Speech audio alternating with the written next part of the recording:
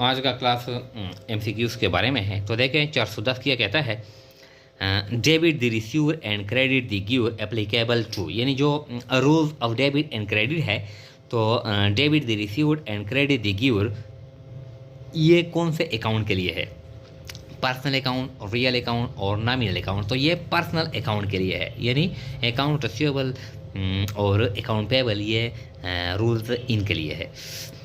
411 debit what comes in and credit what goes out.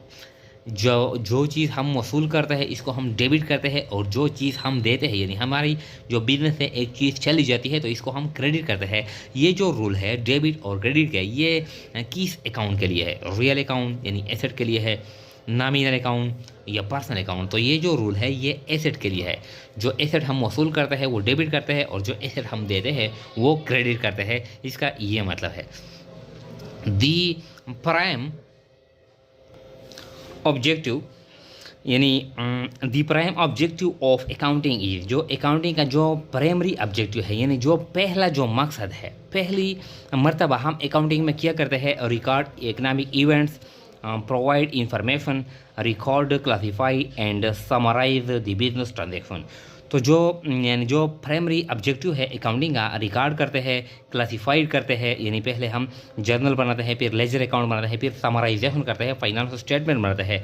तो जो primary objective है, prime objective of accounting is, ये क्या है, ये record, classify and summarise the transaction. और एक ऑब्जेक्टिव और भी है, ये इस तरह है कि the main objective of the accounting is, the main objective of the accounting is, वो क्या है, वो प्रोवाइड इंफॉर्मेशन या रिकॉर्ड इकोनॉमिक इवेंट या ये।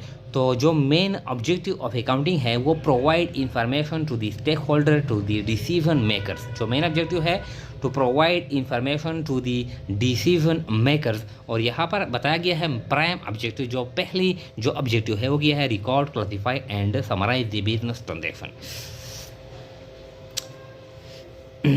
तो देखें 413 which one is not the book of original entry, यानी कौन सी इसमें से कौन सी किताब है जो ओरिजिनल एंट्री नहीं है। मतलब यह है कि वो जर्नल नहीं है। ओरिजिनल एंट्री से मुराद जो डे बुक है, जो जर्नल है, जर्नल इसका ये मतलब है। बैंक बुक यानी जर्नल है, लेजर अकाउंट है, परचेज डे बुक है, और क्या है, सेल्स डे बुक है। तो इनमें से यानी ये जर्नल ये डे बुक है, परचेज डे बुक ये डे बुक है यानी जर्नल है, सेल्स डे बुक ये सेल्स जर्नल ये भी डे बुक है। ये जो बैंक बुक है, बैंक बुक या पस बुक, और ये जो लेजर अकाउंट है, ये दोनों ए और सी ये क्या है, यानी ये ओरिजिनल एंट्री के बुक नहीं है। ओरिजिनल एंट्री से मुराद यानी जो जर्नल है, जो डे बुक है, ये मुराद है। तो इसमें से बैंक बुक और जो लेजर अकाउंट है ये ओरिजिनल एंट्री के बुक ये नहीं है।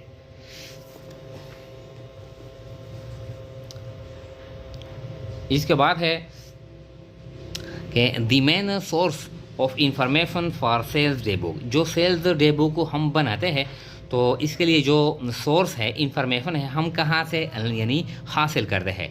इनवाइस रिसीव्ड ये तो नहीं है, ये तो यानी जब हम सामान परचेज करते हैं, गुड्स परचेज करते हैं तो हम इनवाइस रिसीव करते हैं, ये तो परचेजिस के साथ रिलेटेड है।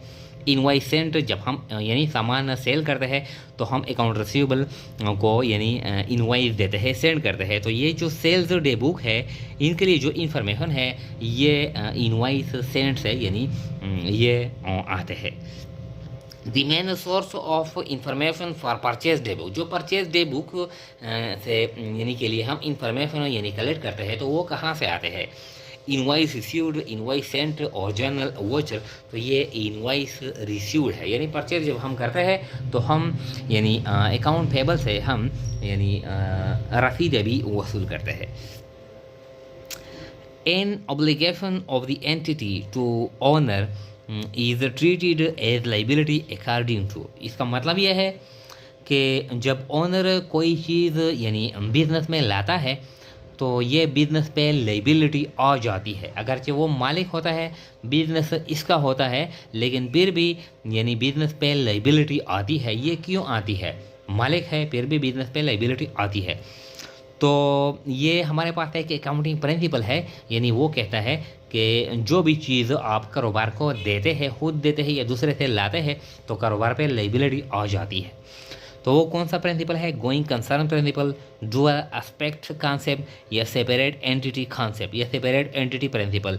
तो ये जो सेपरेट एंटिटी प्रिंसिपल है, यानी ये कहता है कि आप जो चीज़ भी कारोबार को देते हैं, कारोबार पे लायबिलिटी आ जाती है। कारोबार की जो एसेट है, जो लायबिलिटी है, वो आप अलहदा रिकॉर्ड करेंगे, और मालिक का जो सामान है, जो एसेट है, जो लायबिलिटी है घर का, वो अपना यानी वो अलहदा रिकॉर्ड करेंगे, यानी घर का सामान बिजनेस के साथ वो मिक्स नहीं करेगा। इसका ये मतलब है। 417 which one is recorded in journal proper, यानी जो इसको कहते हैं डिवीजन ऑफ जर्नल।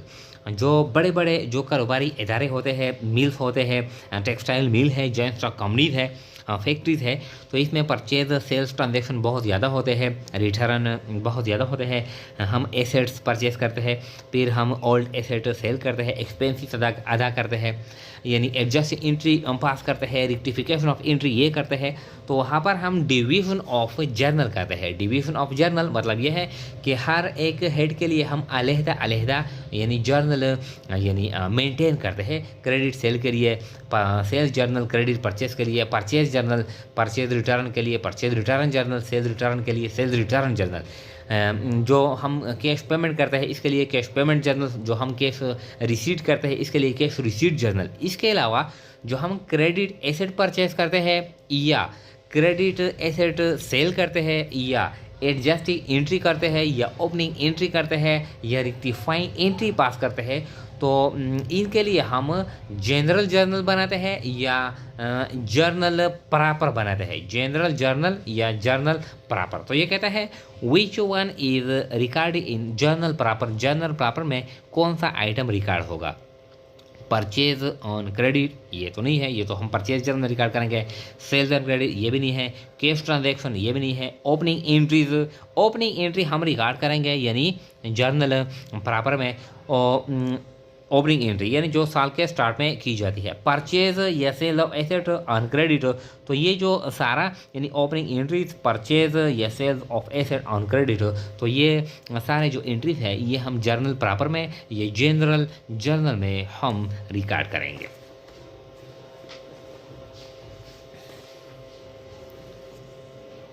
इसके बाद है which one is inter in journal proper. Journal proper में हम कौन सा अकाउंट रिकॉर्ड करेंगे?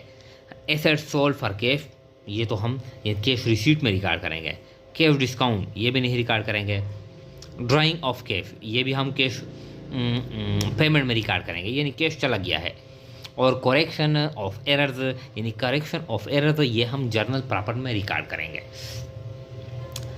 कहता है 419, ये थोड़ा सा यानी टेक्निकल ऑब्जेक्टिव है।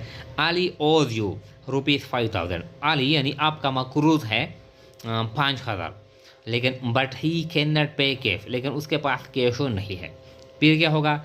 ही gives you some furniture for the amount. वो आपको फर्नीचर देता है, यानी कैश नहीं देता, वो आपको फर्नीचर देता है। द एंट्री इज, तो आप किस तरह एंट्री पास करेंगे? अगर हम कैश वसूल करते इस तरह एंट्री पास करते हैं, कैश डेबिट और अली अकाउंट रिसीवेबल क्रेडिट। अब कैश नहीं है, फर्नीचर है, तो फर्नीचर डेबिट और Ali account receivable credit. Ali debit furniture credit, ये नहीं है, furniture debit Ali account receivable credit. तो ये जो बी एंट्री है ये हम रिकॉर्ड करेंगे। इसके बाद है an agreement to spend ₹10,000 for advertisement in the next month require an entry. हमने किसी के साथ एग्रीमेंट कर ली कि हम नेक्स्ट मंथ में यानी 10,000 रुपये एडवर्टाइजमेंट के लिए हम खर्च करेंगे। अभी हमने खर्च नहीं किया है, ना हमने एडवांस में अदा किया है, हमने सिर्फ एग्रीमेंट कर लिया कि हम नेक्स्ट मंथ में we will spend ₹10,000 in the next month for the purpose of advertisement, for the purpose of our business promotion, for our product and service promotion we will spend ₹10,000 for an advertisement next month. अभी हमने अदा नहीं किया है, तो हम कौन सी entry पास करेंगे? Advertising expense debit, cash credit, prepaid advertisement, debit, cash, credit या नो एंट्री। तो जब तक यानी ट्रांजैक्शन नहीं हो जाता हम रिकॉर्ड नहीं करते। तो ये ट्रांजैक्शन नहीं हुआ है, सिर्फ एग्रीमेंट हमने कर ली है और एग्रीमेंट के लिए यानी हम एंट्री पास नहीं करते। ये अकाउंटिंग प्रिंसिपल ये कहता है। फिर है ये कहता है 421 in which books principal accounts are maintained। यानी जो प्रिंसिपल अकाउंट है, जो यानी जो एसेट है, ये यानी ये मुराद है प्रिंसिपल अकाउंट से मुराद जो रियल अकाउंट है, यानी जो एसेट अकाउंट है वो हम कौन से किताब में मेंटेन करते हैं? कैश बुक में, बैंक बुक में, सेल्स लेजर में, जनरल लेजर में। तो जो जनरल लेजर होते हैं वो हम यानी जो हमारे पास जो एसेट है, लैंड है, बिल्डिंग है, फर्नीचर है, मशीनरी है, ये सारे हम इसमें रिकॉर्ड करते हैं। तो जनरल लेजर में हम प्रिंसिपल अकाउंट्स हम मेंटेन करते हैं। 422 information extracted from ledgers is known as. इसका मतलब यह है कि जब हम लेजर्स अकाउंट बनाते हैं तो लेजर अकाउंट्स के बाद हम यानी कौन सी किताब फिर हम तैयार करते हैं? इंफॉर्मेशन एक्सट्रैक्टेड, जब हम लेजर अकाउंट से इंफॉर्मेशन यानी हासिल करते हैं फिर हम फ्रॉम लेजर इज़ नोन, फिर हम क्या बनाते हैं? Petty cash book, final account, bank reconciliation statement या ट्राई बैलेंस। तो हम ट्राई बैलेंस बनाते हैं। Trial balance is for a particular, trial balance होता है, क्या होता है? For a particular date, period, year या पीरियड और ईयर। तो ट्राई बैलेंस हम तैयार करते हैं for a particular date, particular date पे हम ये तैयार करते हैं, जिस तरह हम बैलेंस शीट तैयार करते हैं पर्टिकुलर डेट के लिए। खाली जगह is not a book of prime entry, ये प्राइम एंट्री का बुक नहीं है। प्राइम एंट्री का मतलब यह है कि जो जर्नल है जिसमें हम फर्स्ट टाइम जर्नल एंट्री पास करते हैं, फर्स्ट टाइम हम रिकॉर्ड करते हैं, तो वो जर्नल है। पासबुक है, कैश बुक है, जर्नल है, सेल्स डे बुक। तो सेल्स डे बुक ये भी जर्नल है, ये भी जर्नल है, कैश बुक जर्नल भी है और लेजर भी है। तो ये हम यानी जर्नल में कंसीडर करते हैं, इसमें हम डायरेक्ट रिकॉर्ड करते हैं कैश बुक में। और पासबुक क्या है? ये प्राइम एंट्री बुक नहीं है। मतलब ये है कि हमारा जो आंसर है वो ए है, यानी ये भी है, ये भी है, ये भी है। तो ए ऑप्शन क्या है? ये A option passbook is not a book of prime entry, इसका ये मतलब है। 425 subscription account in A club is a nature of. जो सब्सक्रिप्शन अकाउंट है यानी जो मेंबर्स है, जो हम फीस लेते हैं, यानी वो at the end of the period, at the end of the month, at the end of the year वो अमाउंट अदा करते हैं। तो ये नॉन ट्रेडिंग कंसर्न के लिए क्या है? ये रेवेन्यू है, रेवेन्यू। तो ये क्या है? और रेवेन्यू का जो नेचर होता है वो नॉमिनल होता है। तो subscription account in A club is the nature of real account, nominal account या पर्सनल अकाउंट। तो ये नॉमिनल अकाउंट है। इसके बाद है देखें 424, ये कहता है what transaction is represented by the entry. ये जो एंट्री है जो हम पास करते हैं, यानी ये कौन सा ट्रांजैक्शन रिप्रेजेंट करता है? When bank is debited and cash is credited. जब हम बैंक डेबिट करते हैं, कैश क्रेडिट करते हैं, यानी जब हम बैंक में पैसे जमा करते हैं, इसका मतलब ये है। तो ये कौन से ट्रांजैक्शन को रिप्रेजेंट करता है? कैश ड्रॉन फॉर पेटी कैश बुक ये नहीं है, पेमेंट ऑफ बैंक चार्जेस ये भी नहीं है, चेक रिसीव्ड फ्रॉम कस्टमर ये भी नहीं है, lodgement of cash in the bank. Lodgement का मतलब है यानी डिपॉजिट, जमा करना। तो ये जो डी ऑप्शन है ये राइट वन है कि जब हम बैंक डेबिट करते हैं, कैश क्रेडिट करते हैं, इसका मतलब यह है lodgement of cash into the bank. The 3 columns in cash book represent, जो 3 कॉलम होते हैं कैश बुक में, डिस्काउंट कॉलम, बैंक कॉलम और कैश कॉलम।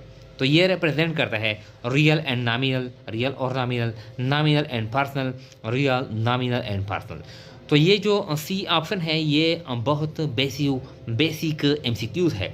यानी कैश बुक में हमारे पास कैश कॉलम होता है, तो कैश क्या है? एसेट है, ये रियल हो गया। कैश बुक में हमारे पास डिस्काउंट अलाउड या डिस्काउंट रिसीव्ड का कॉलम होता है, तो क्या है? इनकम है या एक्सपेंस है वो हम क्लोज करते हैं, ये नॉमिनल अकाउंट हो गया।